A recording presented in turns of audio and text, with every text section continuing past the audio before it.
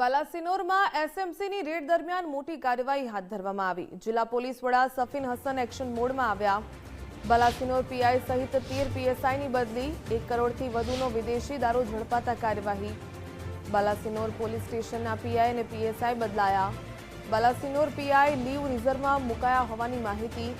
પીએસઆઈને સંતરામપુર ખાતે બદલી કરાતા ભારે ચર્ચા। એસપી ઝાલા પીએસઆઈને બાલાસિનોરમાં અપાઈ નવી નિમણૂક।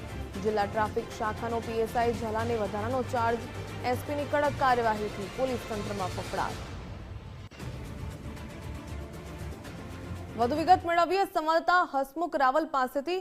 હસમુખ, બાલાસિનોરમાં એસએમસીની રેડ બાદ જિલ્લા પોલીસ વડા સફીન હસન એક્શન મોડમાં આવ્યા અને મોટી કાર્યવાહી કરવામાં આવી। બદલીનો દોર શરૂ થઈ ગયો।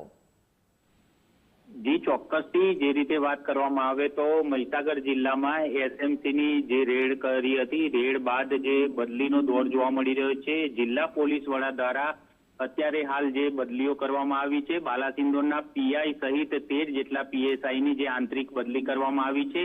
બાલાસિનોરમાંથી 1 કરોડ કરતા વધુનો જે વિદેશી દારૂ છે તે ઝડપાયો હતો। ત્યારબાદ જે આ કાર્યવાહી જિલ્લા પોલીસ વડા દ્વારા કરવામાં આવી છે। બાલાસિનોરના જે પોલીસ સ્ટેશનના જે પીઆઈ છે તેમને અને પીએસઆઈની જે પણ બદલી કરવામાં આવી છે। બાલાસિનોરના જે પીઆઈ છે તેમની લીવ રિઝર્વમાં તેમજ પીએસઆઈને સંતરામપુર ખાતે બદલી કરવામાં આવી છે, જેને લઈને જિલ્લા પોલીસ વડા સફીન હસન દ્વારા આ કાર્યવાહી કરતા પોલીસ તંત્રમાં હડકંપ છે।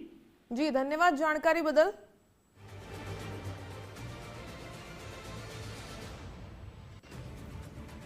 તો હાલ તો પીએસઆઈને સંતરામપુર ખાતે બદલી કરાતા હવે ચર્ચાઓનો દોર પણ શરૂ થયો છે। એસપી ઝાલા પીએસઆઈને બાલાસિનોરમાં નવી નિમણૂક અપાઈ છે। જિલ્લા ટ્રાફિક શાખાનો પીએસઆઈ ઝાલાને વધારાનો ચાર્જ પણ સોંપાયો।